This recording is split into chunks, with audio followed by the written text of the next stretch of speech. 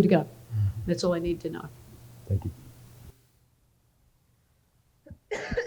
One of the big turning points in the game for Stewie, you're down 10 in the second quarter, and then you go on that 7-0 run. How good is this team at sensing, I guess, pivotal moments in the game, even if they're not in the fourth quarter? Because all series, you responded facing some deficits early on.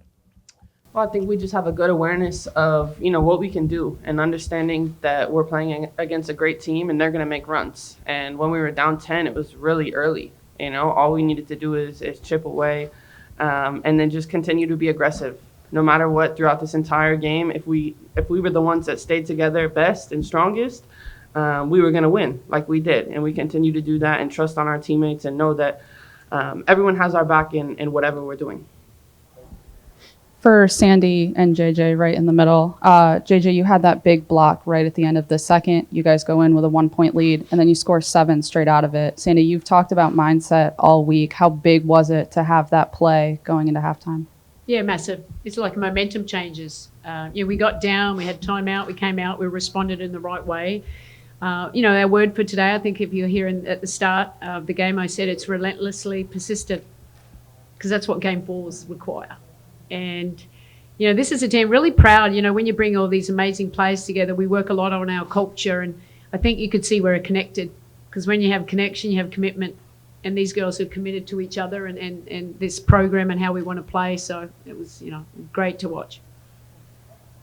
Hi, everybody. JJ. In the fourth quarter, when Connecticut went on that run to get the lead, what do you think sort of helped you guys sort of regain your balance to sort of finish out the game really strong and come out with the win in a really hostile environment?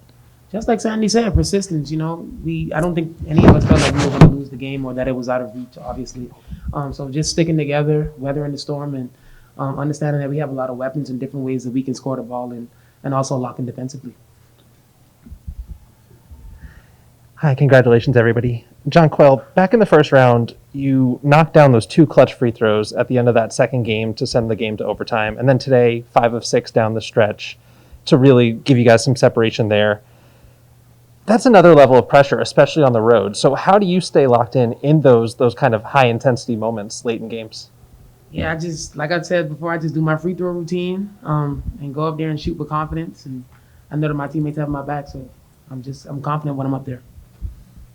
Either for Stewie or JJ, now that you guys have come into Brooklyn this first year and you're leading this team to somewhere it hasn't been in 21 years. What's it like for either one of you? To be honest, I don't think I've fully processed what it feels like to bring this team to a WNBA finals. Let me say that again. I processed it in the fact that we're going to the finals because we're going after a championship, but the fact that the Liberty haven't been to a final since 2002 is wild. And to be able to have that and know that we have the entire city behind us is something that is really, really special. Happy that we get back tonight, know that we start on the road, but we still have home games left in Brooklyn.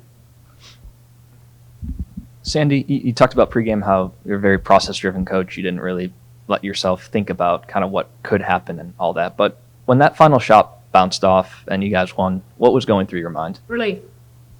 Yeah. We made some mistakes down the end, but that's, this is what these games are about, isn't it? It's just staying connected, and we made a few errors. They made some big shots. You can never get comfortable. But it was relief, but joy.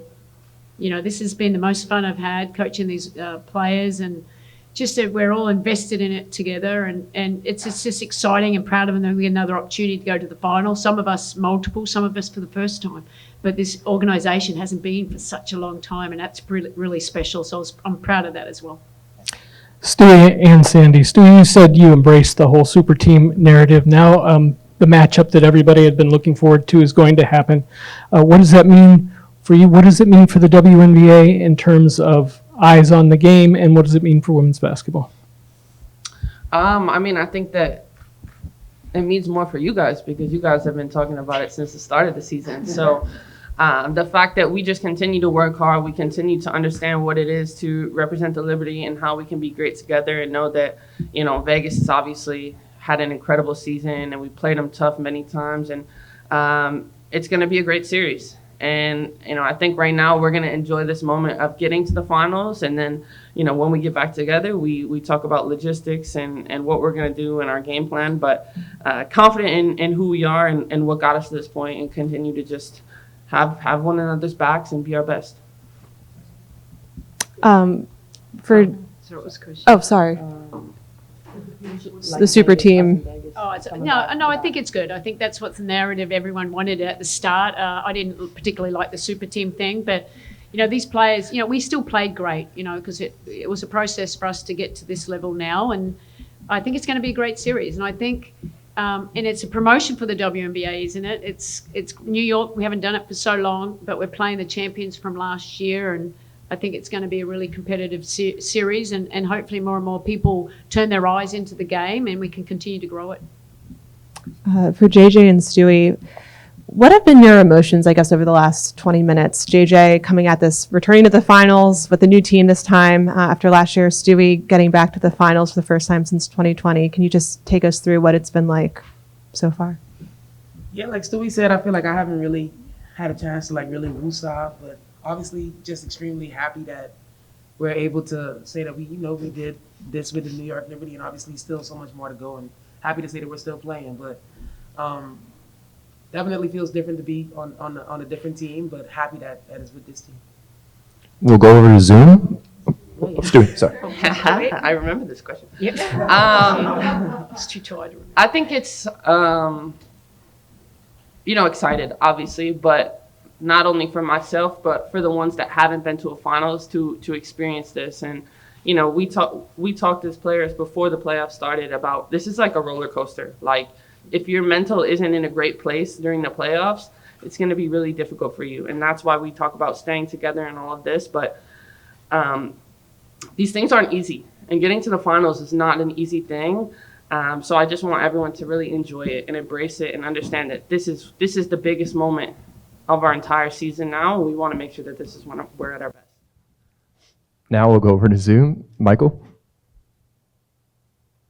Yeah, congratulations to everybody. Coach Brondello, the fact that you guys did play Vegas, 4 times in August, so it's still pretty recent in everybody's memory. Is that helpful in terms of what the matchup's going to be like? You talked a lot about how there was so many adjustments during those matchups, and having done that fairly recently, how does that help in terms of preparation for what's coming up?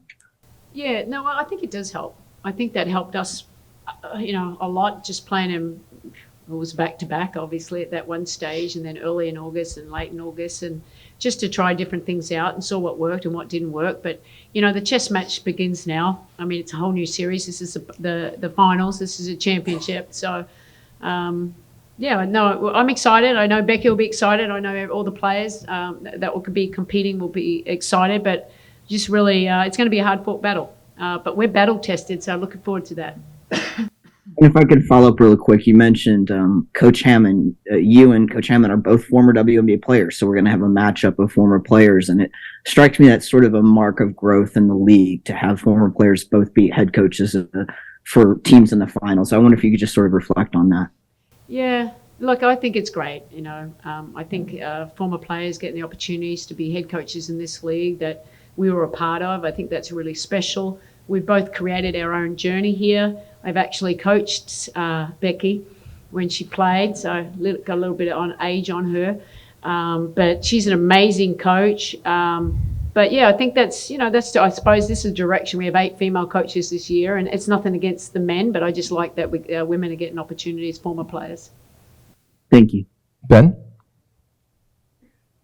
Yeah. JJ, just what do you remember, a year ago at this time, you were the last player to walk off the court of the finals with the Sun. I guess, what do you remember about that moment then? And is it crazy to think about all that's kind of happened now and walking off the court to a different tune? I mean, obviously a lot of emotions last year, making it to the championship again and falling short. And, I just remember a lot of emotions, obviously, disappointment and all of that. And I think it's a blessing and the beauty of sports to be able to, be with this team and be able to be going into our finals and having the opportunity again. And so just going in with the mindset to leave it all on the court and finally get one. And then Sandy, just for you real quick, I mean, does anything that Betnijah do surprise you at this point, or have you just come to expect it? What can you say about her? No, nothing surprises me. Well, B's built like this. I mean, I know it was a little bit of a process early in the season. We're trying to work it out how it all combined, but I think we took off when, we found B get more integrated into the offense because he's an amazing scorer. We just didn't want to just be the defensive player, but we worked it out. And then obviously it was JJ after the All-Star break. So once we started clicking, it was fun to watch. But B is the ultimate professional. I've loved her growth and her commitment to this team, but continue to get better individually with the work that she puts in day out. But yeah, super proud of her. We've been, she was injured last year, but it's great to see her back. It's just better than ever. And I think that this, her potential, she's going to keep getting better. We'll finish with Sasha. Hey everyone, JJ, how does it feel for you as a Bahamian, probably the most prominent Bahamian female basketball player that we have right now? The country is behind you. How does that feel heading into the finals now, having beat your former team? It feels amazing, obviously, and to have my Bahamian people behind me, and they always have my back. So, yeah, just always representing the Bahamas, always feeling proud of what I've been able to accomplish and the people that have supported me along the way. So, trying to go out there and get one for the 242. Great. Thank you, everyone. Connecticut will be up next.